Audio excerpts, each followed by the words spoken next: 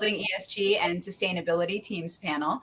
I'm Sarah Tomalonius, and I'll be moderating this panel. I relations at M13, which is an early stage venture capital firm created by founders for founders. We have a propulsion platform model, which is designed to shift the J curve to mitigate time and capital risk and increase the magnitude and likelihood of success. And we do that by enabling our founding teams to execute better and more efficiently via a wide network of resources, knowledge, and operational expertise. Relevant to this panel, particularly in 2020, we formed our ESG policy and procedures, and this year we'll release our inaugural standalone ESG report. I will briefly introduce our great panelists, and then we'll jump to what I know will be an interesting and informative discussion on establishing and running ESG in our firms and integrating it throughout our processes. So in alphabetical order, Andy Kane is partner of human capital and ESG at Fraser Healthcare Partners and an expert in organization and human capital management who focuses on pre-investment organizational due diligence, talent assessment and development, and post-acquisition management for Fraser's growth buyout portfolio companies. During his career, he has conducted over 500 talent evaluations, coached over 200 leaders, and assessed over 125 organizations. Melissa Mounts is Managing Director of Leadership, Talent, and Diversity at GTCR, based in Chicago. Melissa is part of the investment team and works with the industry-focused deal professionals and the executive leadership across GTCR's 36 portfolio companies. She is a member of GTCR's ESG steering committee and co-leads the firm's DEI council. And last but not least, Helen Ruth is a senior operating executive at Monomoy Capital Partners and head of their Lexington, Kentucky office. She works hand in hand with portfolio companies to grow revenue, generate cash, and improve profit. Because I am sure there are people in our audience today whose firms are at various stages of building ESG, from the very incipient, thinking about how to integrate ESG, all the way through continuing to build upon a strong and established set of policies, committees, data collection, reporting, and the like. I wanted to start off today by getting an idea from our panel of what the framework of your respective ESG programs and what they look like today. Helen, I believe when we spoke, you said you'd been more formally integrating ESG into your company for about 4 years, Andy for 3, and Melissa for 2 to 2.5 years. So Melissa, let's start with you on where your firm started with ESG, where you are and where you're going. Sure, thanks, Sarah. Glad to be here, everybody. Welcome. So our firm has started ESG with developing a steering committee. We have created a framework around that with 8 different work streams. So we're not only looking at it from a firm perspective, but of course, within our portfolio companies. And we've been part of the data convergence project, and recently have gone out to all of our portfolio companies to collect the ESG data collection points, the metrics from that data convergence project across our portfolio companies. So, we're starting just to level set across the portfolio. Really, I think that framework has provided us with a very consistent and manageable starting point to just, start to get into the various stages of, data maturity across the portfolio. Super helpful. I was just talking with someone who said the one thing you need to do when you're thinking about building the policy is just do what you say you're going to do. At the very minimum, you have to do that. So let's go working sort of to the most years, Andy, and then Helen. Sure. Oh, sorry. So we started about 3 years ago. We already had a policy letter, but we didn't have a program. We were challenged by one of our LPs. It was a board member of one of our companies when they looked at our new CEO and said, "What does your ESG program look like?" And they kind of looked around the room. And then I sort of asked our partners, "What does our ESG program look like?" And so there was a clear sense that, there's a lot of room to improve. So we basically did sort of a fact-finding tour. We talked to over 20 GPs and LPs around what good looked like. We created a framework based off SASB being pure healthcare kind of helped because we only had basically like 4 SASB taxonomies. We were going to evaluate every company due diligence against SASB factors, and then every company has to get board approval for a program that addresses the material SASB factors.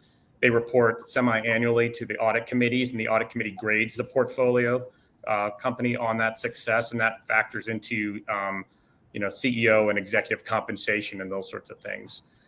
We also have a DEIA program, diversity, equity, inclusion, and advancement, both at the firm level and the company level. All companies have to report semi-annually on a series of metrics that include promotion rates, attrition rates, percentage of people in the firm, total population over 100K, over 200K, so on and so forth. And there's a scorecard that we have that's got 20 factors, and then they get graded on that against that scorecard. And then kind of moving forward, we've become UNPRA signatories, ILPA data convergence signatories. We reported to ILPA for the first time this April. And now we're kind of looking at, do we want to be classified as an SFDR Article 8, corporation or compliant organization? So that's sort of one of the future steps for us. That's great. And Helen? All right. I was excited to talk about ESG earlier, but so Monomoy has been on this journey for a while. I think we started by formalizing with an ESG committee kind of at the firm level. And one thing about our firm is we do have a fairly large operating team. And so we are working together with a portfolio that's largely made up of industrial manufacturing companies. And so we've always had a strong presence when it comes to things like governance and working together from the very beginning on things like environmental. But we've gone from kind of starting with a committee, and now I would say the journey has gone all the way to making sure that this is just integrated into everything that we do, right? It's not even really thought of as something that's separate anymore. Yes, we still have a committee at the top level to make sure we're moving things forward, continuing to improve. But when we're working with our portfolio companies, it's the deal team's responsibility. It's the executive team's responsibility. We've worked to set up committees at nearly every single one of our portfolio companies. We still have some new ones that are just coming into the program. But really making sure that the things that we're doing are focused on E, S, and G at the portfolio. We're formally reporting out on all of the activity and the work that's going on. We do that through a formalized platform, Gobi. But we also include this as a standard element that we talk about along with our financial results every single month and at every single board meeting. And like I said, it's not necessarily that there's a whole bunch of groundbreaking activity that's going to be like the silver bullet of success on every deal, but there's a lot of examples now starting kind of from the bottom up that are really starting to build momentum. And so we're excited about how our program has kind of started with formalization and now worked to almost complete integration. So Helen, when we talked, I told you all that when we were putting together our ESG policy and procedures, I had said to our deal team, if we have a risks and opportunities section of all of our investment memos, and then we had an ESG risks and opportunities. And I said, to the extent that you find new risks under ESG risks and opportunities that you hadn't heretofore found, then we're not doing our job, as investors. Do you think that it's just been, duration, it's time that has sort of led to the evolution where it's just, sustainability is, as I think it should be, integrated naturally into everything? Or do you think is there something in your program that allowed that? I do think there was a time element because I think getting started is half the battle, right? When you talk about ESG, people, there's like still some mystique to that, right? Like, what exactly does that mean, and how can we action these things? And so as we went on, we said, hey, we're going to just get started. And so even if it was a small thing, even if it was an employee suggestion of, hey, we should change out the paper towel holders in all the bathrooms because the kind we have, like 20 paper towels come out with every one that you try and yank. Things like that, they're so small, But over time, people can see if you take it serious, if you actually follow up and do what you say you're going to do, and you can see that it kind of becomes something that people think about, and they're more willing to make suggestions. They're more willing to speak up about things that they want to see that's just going to make their lives better and make the employee's life, just generally easier, better, more pleasant to come and work on a line in a manufacturing shop every single day, have a better social environment, focus on the environment and what we're doing and recycling, things like that. So there's a time element, but I also would say it's how serious you take it, the follow-up, the execution, making sure you're managing and measuring what you're doing, and people get on board over time. I want to later in this discussion touch on mitigating attrition and the other sort of benefits of implementing programs like this. But Andy, you had mentioned that the ESG program, I think, was initiated by an LP asking a question. And so I'm wondering how integral, investors have been as you've been developing your program, and or what other stakeholders' input have you used to build out your program? Yeah, and it's a good point. We were talking during the prep call, and I said one decision that we had to make early on was strategically, were we after large scale impact, or were we after meeting the minimum bar required for marketing? And I think every firm has to be honest with themselves and ask that question. I'm fortunate enough at a firm that was, we're after widespread impact. It's actually in our mission statement. And so there wasn't a question of, are we going to do it? Once we decided to do it, it's a question of, how do we become really good? If we're going to do it, we're going to be great at it, or else it's not worth our time and effort. And so what's been, so as we rolled out the program and said, hey, we're going to comply to SASB, these are the things you're going to report on. What I've learned is there's sort of like 3 types of companies, and you have to identify. There's the companies where they're already getting pushed by their clients or their customers for this in RFPs. What is your ESG program? What is your DEIO program? They get on board really quickly, and they were like, yeah, come help us. We don't know how to answer these questions. What is going to look good? Those sorts of things. Then you have the companies where there's a board member or a management team member or multiple, where they really are believers. And so then it's like, just come teach us and work with us. And you have the companies where you're a little bit like, okay, we'll be compliant. And once you can identify which company's which, then you know where to put your effort. Some companies, you just got to give them the framework and they're going to run. And some companies, you got to like pull along every step of the way. And it probably took me 12 months longer than it should to identify which were which and put more effort in the appropriate companies.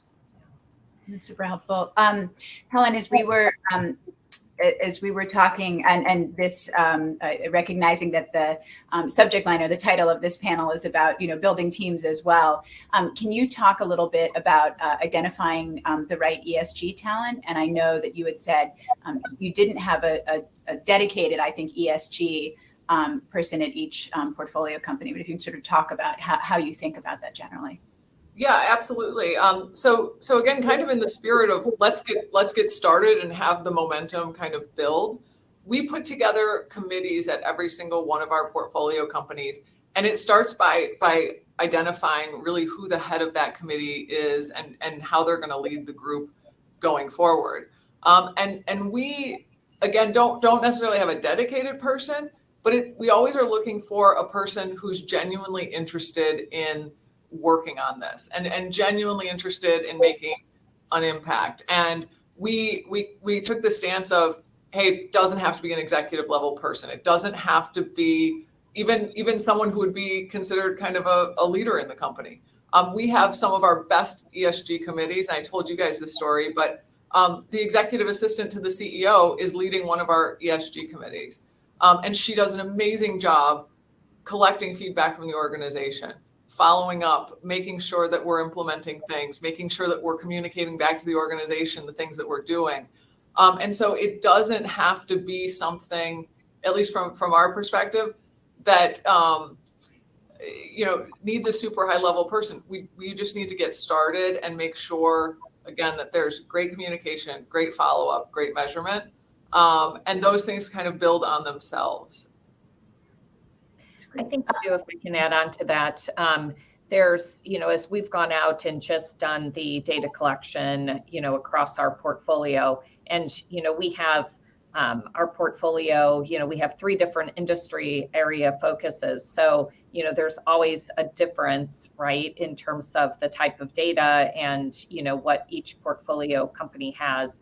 But as we've done that and as we've, gone in, we're doing the follow-ups with the companies, sometimes the CFOs, obviously they have a lot of input, to the data that we're collecting, the CHROs, if there is a chief compliance officer. So it's a bit, we're seeing it being a bit organic in terms of how the teams, just around the data collection exercise and identifying what data the companies have and, how we're defining that and, how we're trying to capture that. There are just, there is a natural organic build of these teams at the portfolio company level. As we're very much in the formation, type of stage here with our program, we've also brought on somebody, within GTCR, a vice president, to really keep that project management office, going across all of these different work streams, the different portfolio companies. So that's been a huge value add for us, just to have somebody who's, very steeped in ESG, and, it has very, very strong project program management capabilities to keep all of this going and moving and on track. Melissa, Andy had talked about how there's sort of 3 different types of, portfolio companies, and I guess sort of interest, excitement, enthusiasm, or just doing, I guess, the minimum. Have you had pushback from your portfolio companies? And then also, how have you made, or how have you been thinking about making, data collection and even understanding ESG easier for your portfolio companies? Yeah, I think the skepticism, right, going into many of these programs, right, that are, that the GP is asking, for within the portfolio is, oh my gosh, how much work is this going to be for, for our company? What's the value? Is this, kind of an exercise of, giving this data, reporting this data, or how is that going to, really be leveraged? So we've been very much approaching it from a very collaborative perspective of, look, each of our portfolio companies and the industries that we invest in are very different. Some are, in very high acquisition, stages. So, you're doing a lot of integration work right now within the asset. So some of this data, right, isn't very easy to pull together. So we're just being very, very collaborative with them in terms of, we're going to meet you where you're at. We're highlighting why this is important, where the different connection points are of value creation. So, again, it is trying to not be that check the box exercise and that completion, scorecard, but really what's meaningful for your business and how is that going to drive value for the investment. So those are the discussions. And when we've gone, into those discussions, especially after this initial data collection with that approach, it's been, it's just alleviated, right?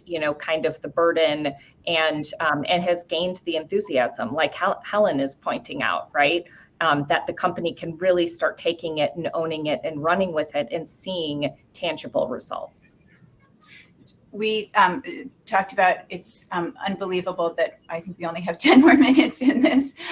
So clearly this is there's continuity to this conversation. It's obviously not one and done, but at the very beginning, we sort of talked about, mitigating attrition.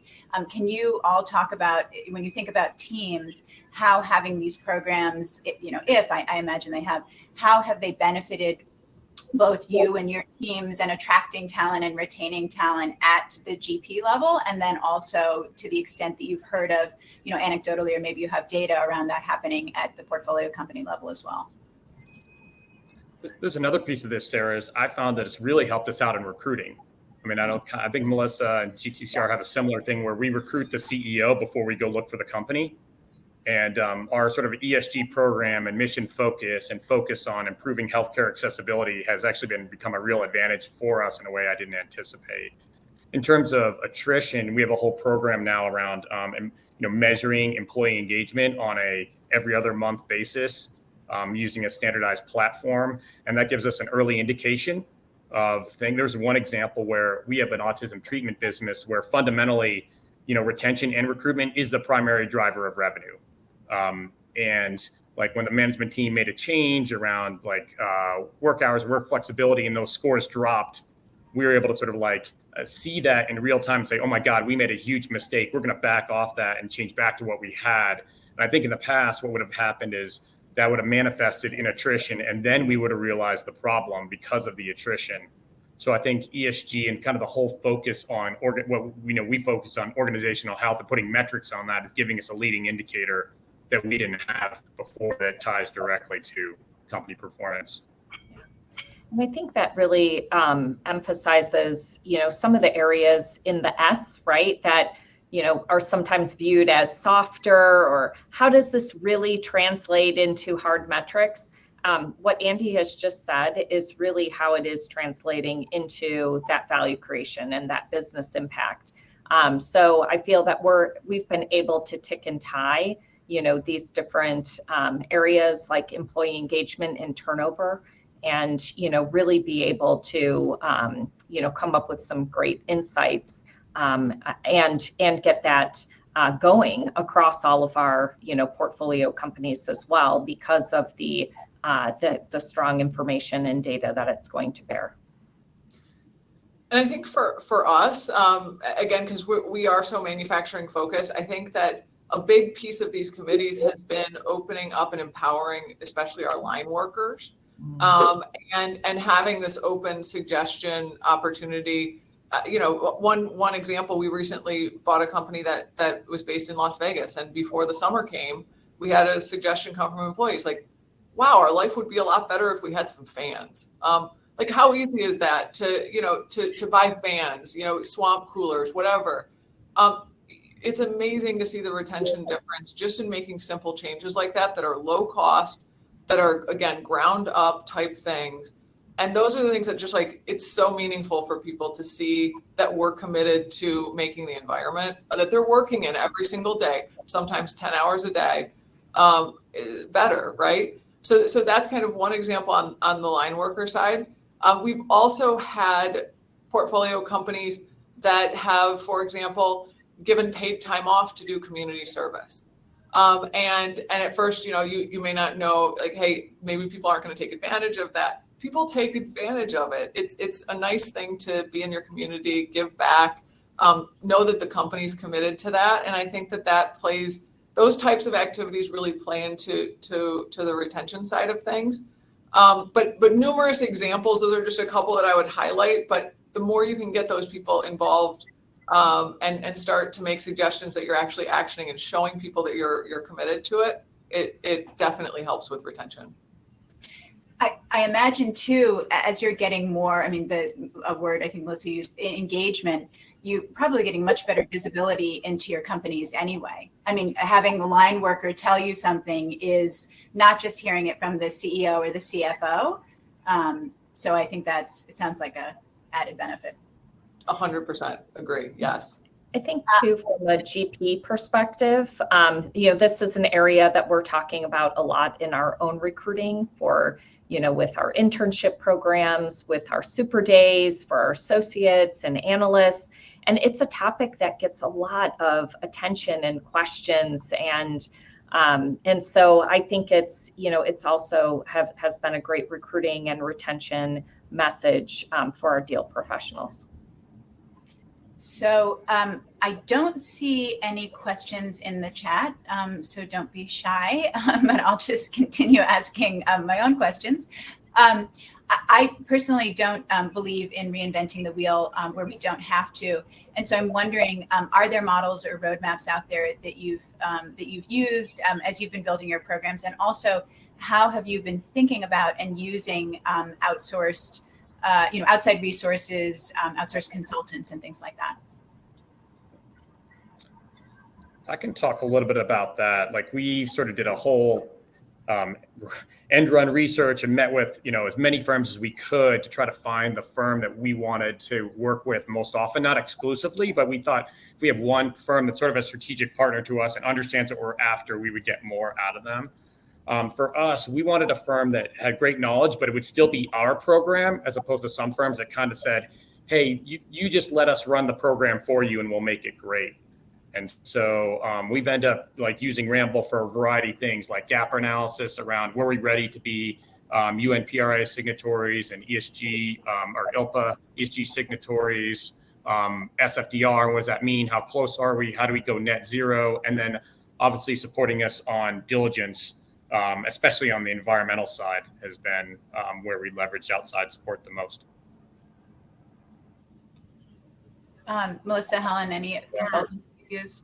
We are as well. We're using consultants in our diligence, and then we're also using a technology platform by Apex for the data collection across the portfolio.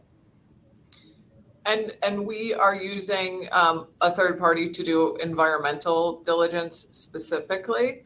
And we also do have a data collection platform that we use across our portfolio for consistent reporting and a little bit more structure, I think, for the committees to think about the right metrics to be looking at and shooting to improve. So that segues perfectly into a question we have from the audience, which is, are there any human capital metrics you recommend that demonstrate the economic value of a workforce that employers and investors value? Yeah. I think Andy hit it. It's that engagement score. And I think that if you can show that progression of that engagement score, especially through a lot of growth, it's extremely powerful and valuable. Yeah, I think you tie engagement to productivity, engagement to retention, and those can tie directly to financial outcomes. That's the obvious one. And we don't have time for it here, but we have 20 metrics that we look at from the DEIA side. And so when we're looking at the correlation between that overall score and company performance, trying to prove correlation there.